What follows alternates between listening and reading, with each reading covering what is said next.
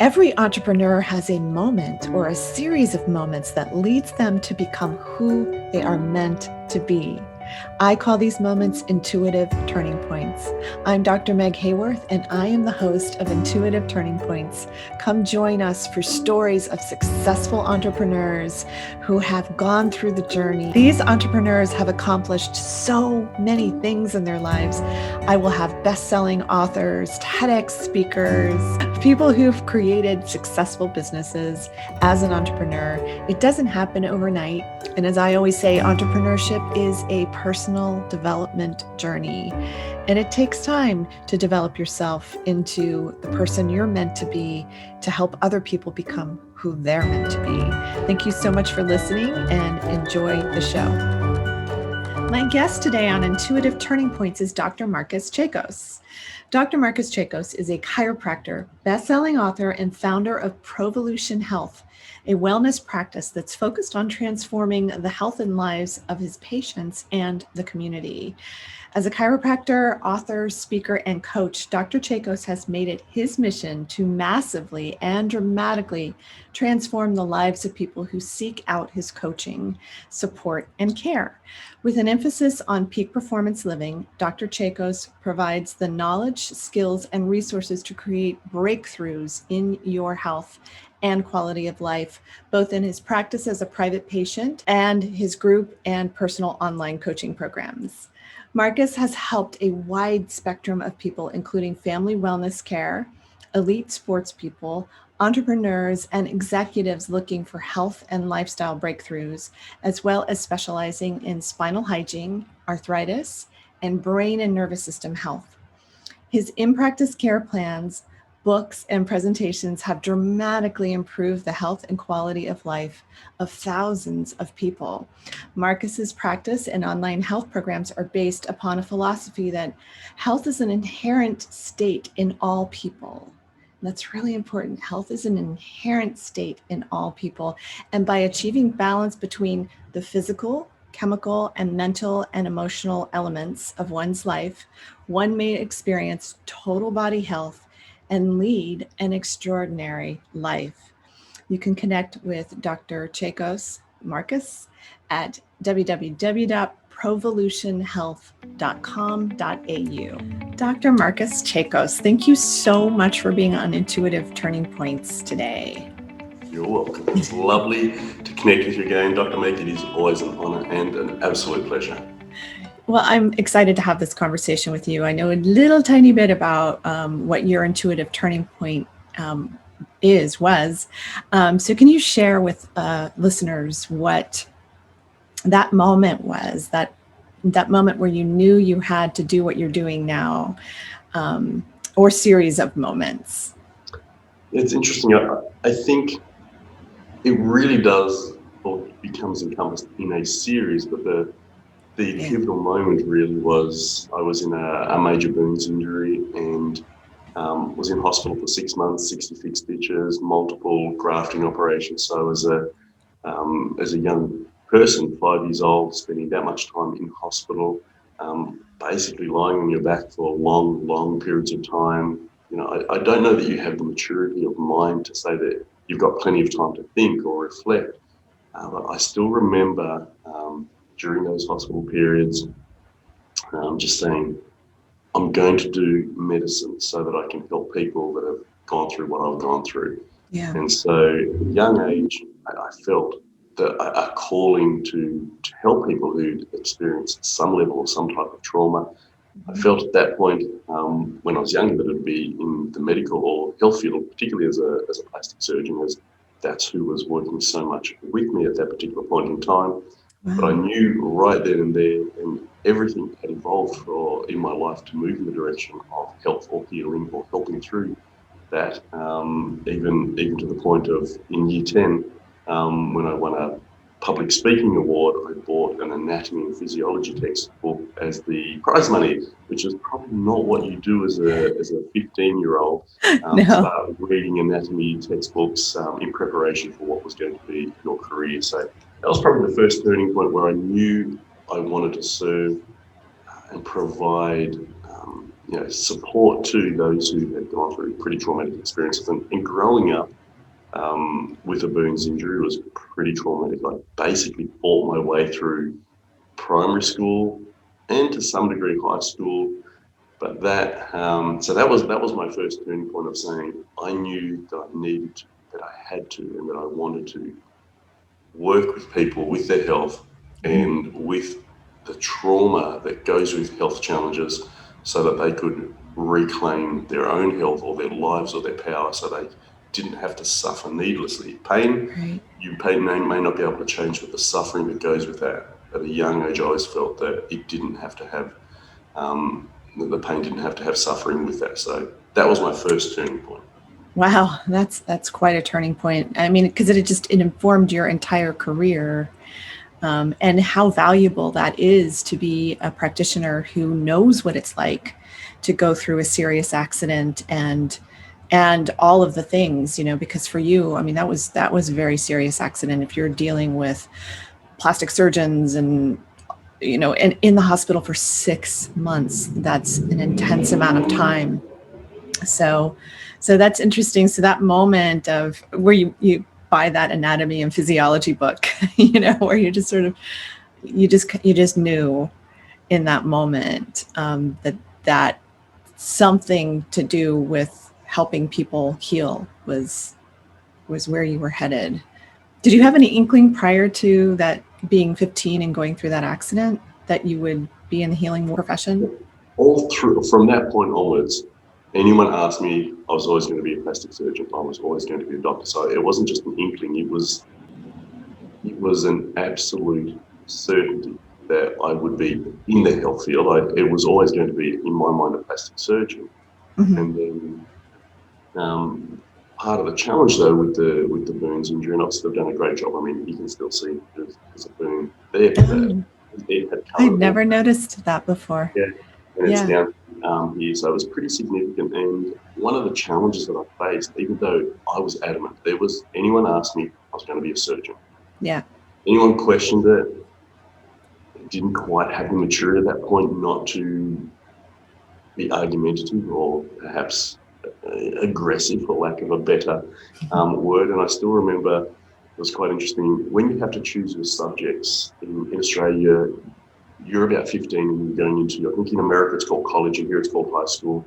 And so you're choosing your subjects, and I went to and you have to meet with your careers advisor.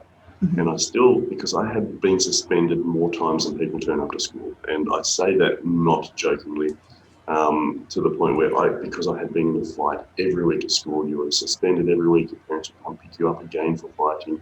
So it was a real, disbelief in the eyes of the teachers and the teaching institution that I would ever make anything of my life, because I was so much in trouble. And to the point that when I went to my careers advisor, at the end of year 10, to select your subjects to prepare for the university, mm-hmm. She said, "What do you want to do?"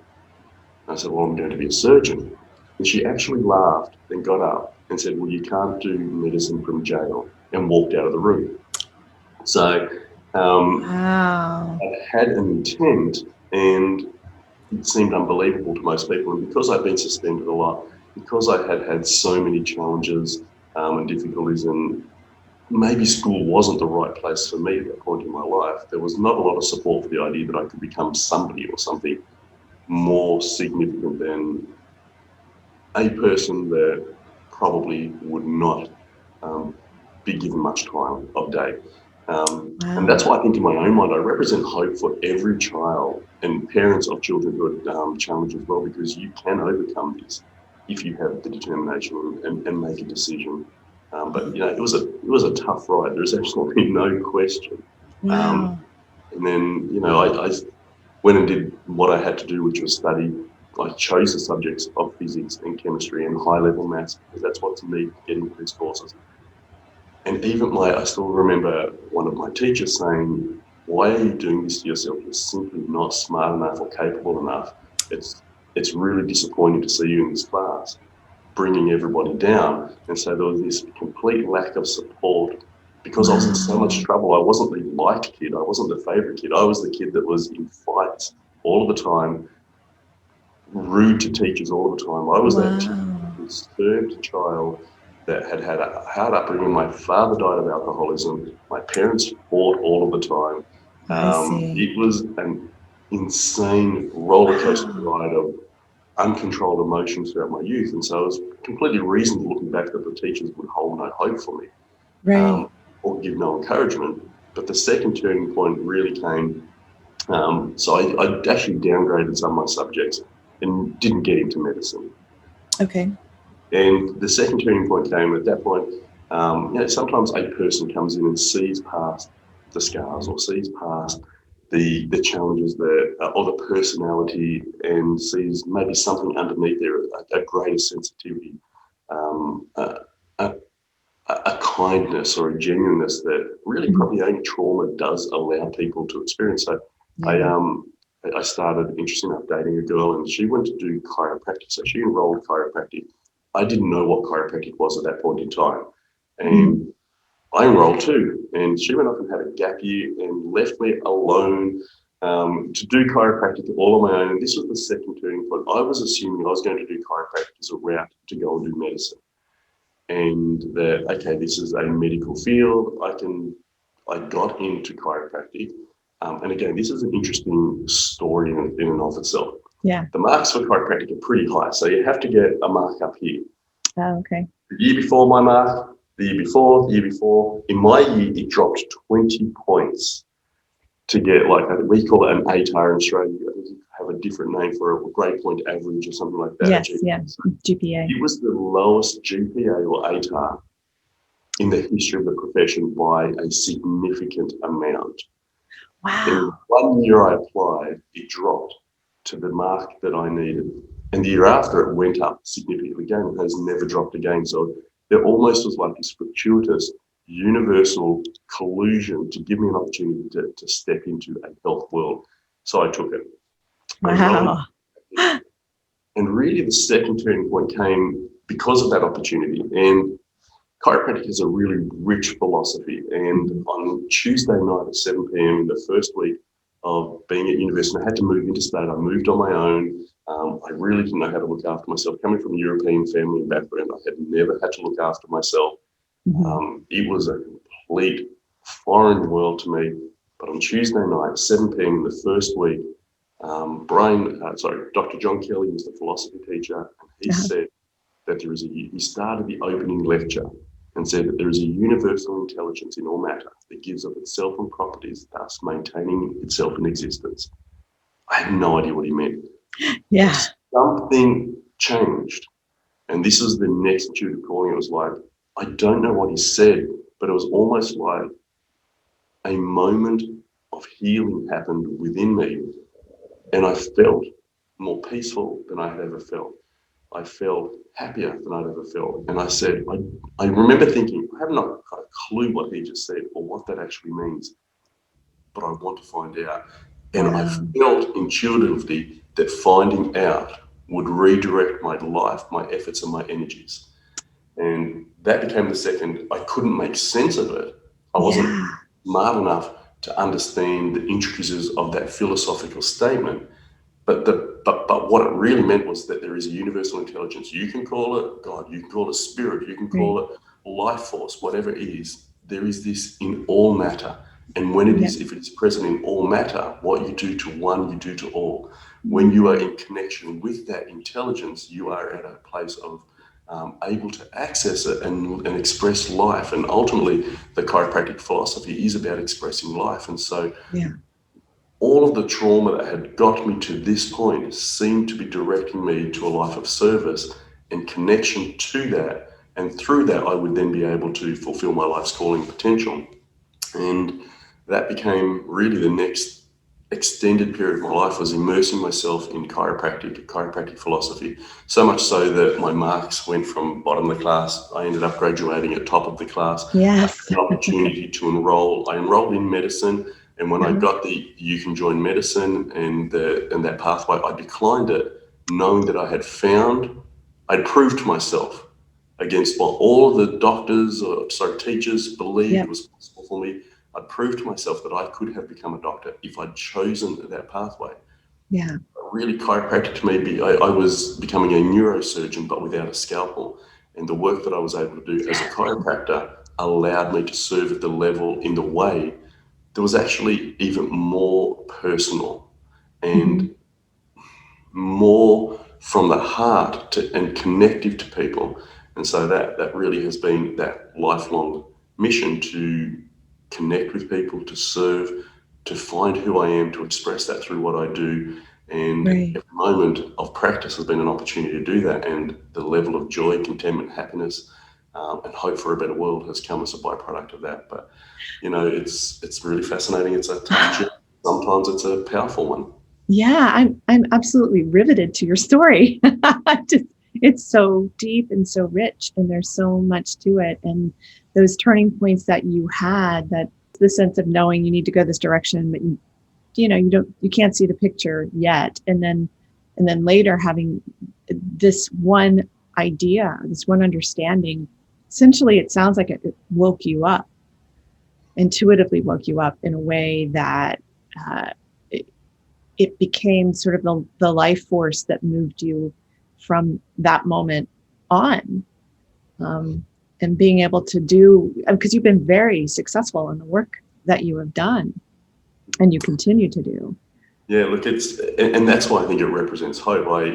I probably wasn't the smartest kid at school, but I certainly wasn't. I was probably in more trouble than indicated what potential I had, and I certainly Mhm. wasn't initially the smartest at chiropractic school either. But my love of people, my desire to serve, my passion to connect with people, continued to allow me. Once we got to the clinical side of things, I ended up you have to see a certain number of patients and meet certain clinical requirements. Even though my academic results initially were lower than most people, Mhm. I was at the bottom of the class. By the end, where it's all clinical, I was at the top of the class because that heartfelt desire to serve.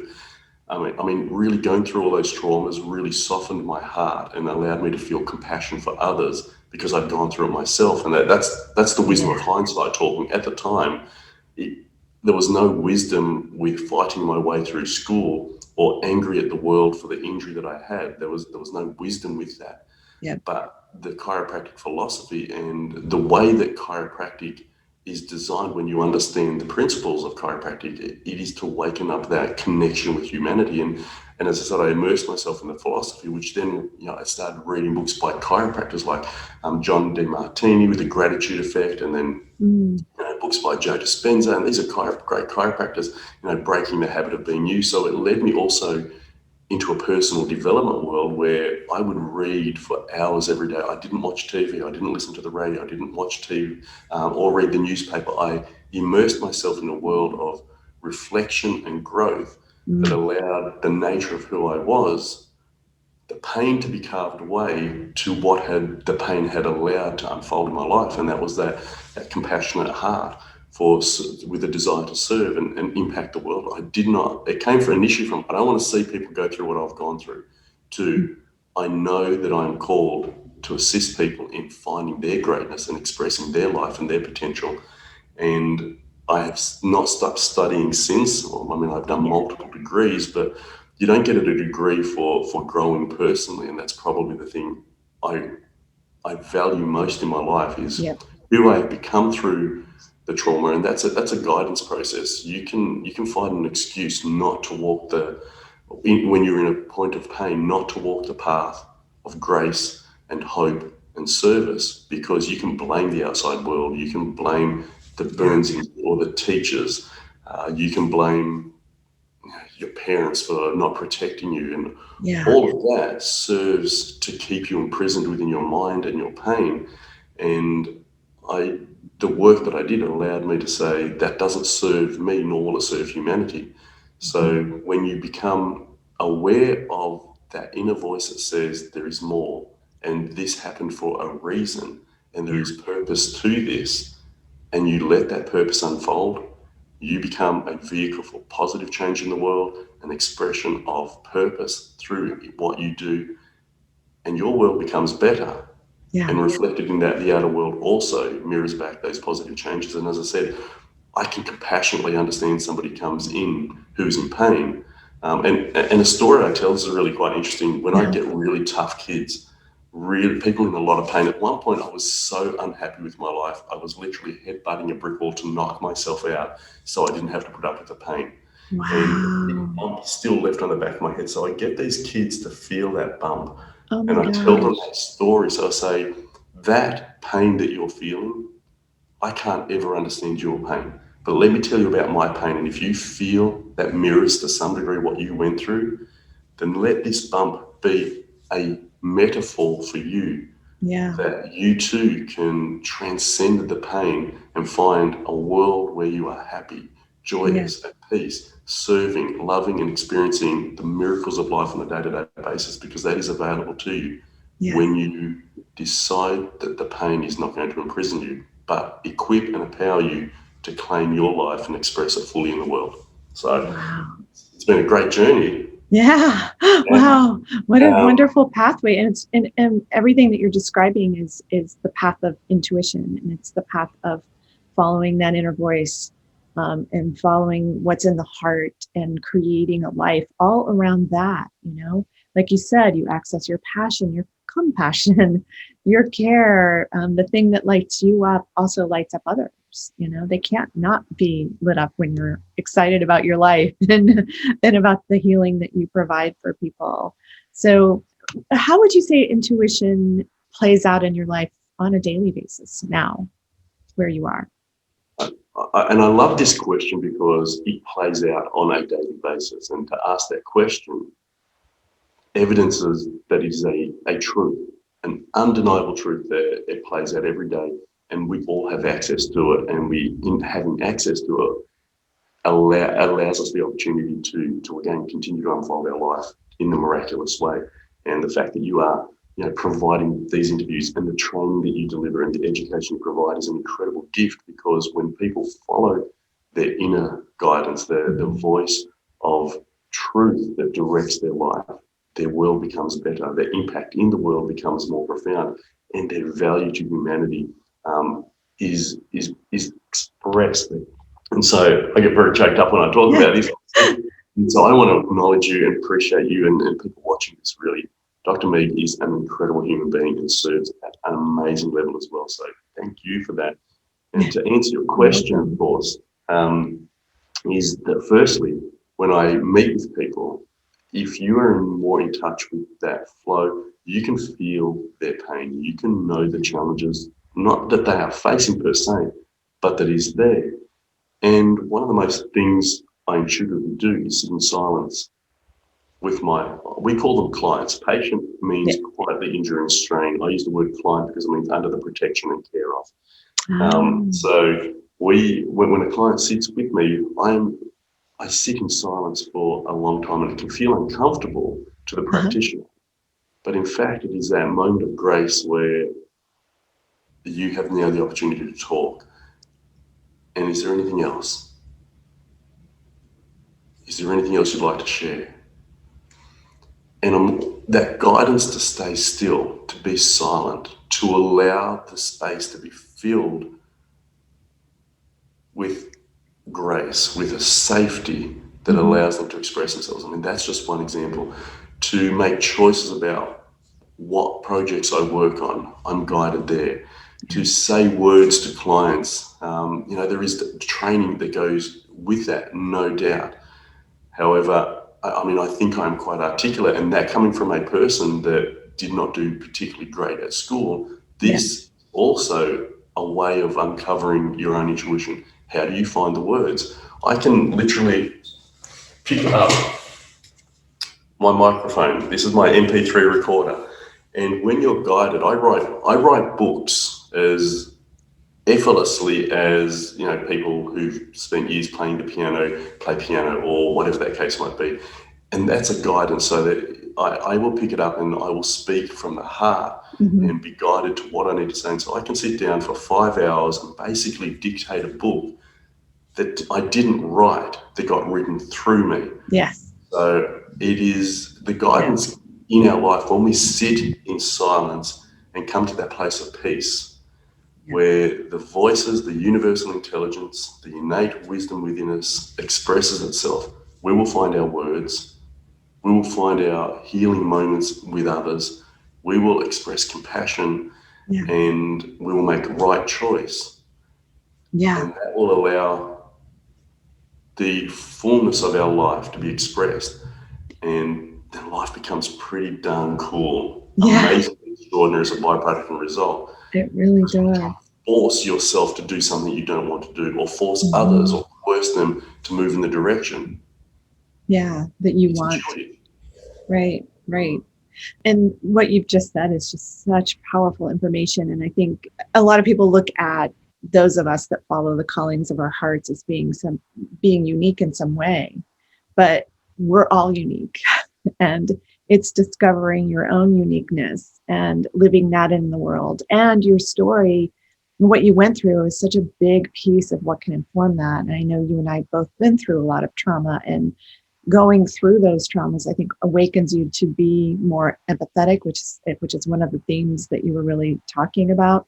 You know, when you ask the patient, or the client rather, um, what else is there? What else do you want to share? It's just sort of like sitting in empathy and sitting in reflection and allowing. And we can all do this. We all have access to this. We can all develop this part of ourselves. And you quite naturally did that. So it's a really wonderful example of how this plays out in the life of a successful entrepreneur, doctor, healer, practitioner, teacher. All of the things that you are and have become come from that space of just knowing and taking the next step and the next step and the next step through that knowing and understanding. So this story is so powerful. I can't wait to get this out to have people hear what you have to say. Now, can you tell people how to get in touch with you and what you're working on today that you want them to know about? Well, they can get in touch with me through my website and my practice, provolutionhealth.com.au. I'm in Australia, so that's probably the easiest if you type. And Provolution actually means pro-evolution, conscious and deliberate change. So I named my practice.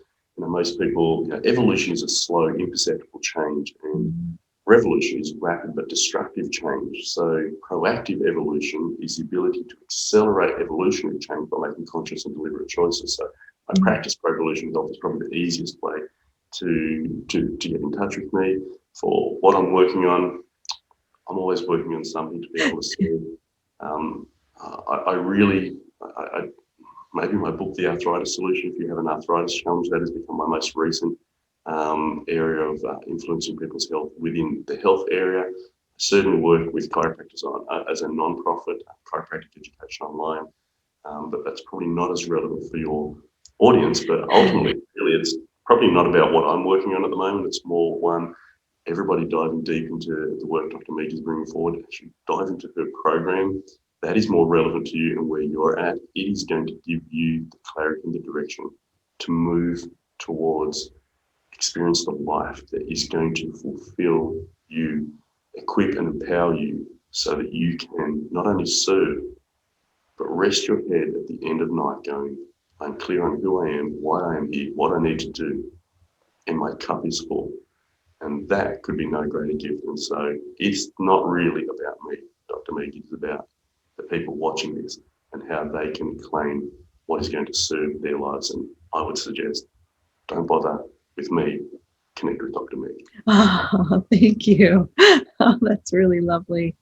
Oh, it's just been so wonderful to hear your story and have you share your pathway in life. And I know that this is going to inspire so many people to connect with themselves, because that's really, I think, ultimately the message is connect with yourself, be authentic, share that love in your heart, share that passion that you have, and follow that, and that's really following an intuitive life. So this is fantastic. It's going to help so many. So thank you so much for being on Intuitive Turning Points today.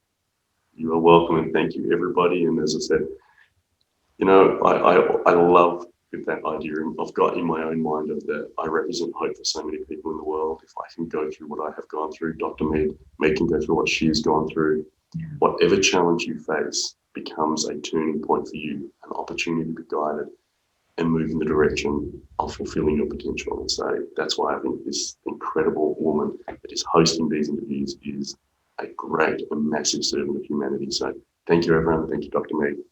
I Thank love you. you. Thank you. I love you. It's so nice to have you on the show. Thank you so much for watching Intuitive Turning Points. I want you to go ahead and like the video, and please subscribe to my channel, and then ring the bell to get notifications of future episodes so that you can get the latest in Intuitive Turning Points, stories of successful entrepreneurs. I'm Dr. Meg Haworth. Get your dose of inspiration right here on Intuitive Turning Points. Thank you so much for watching. I'm so grateful for you.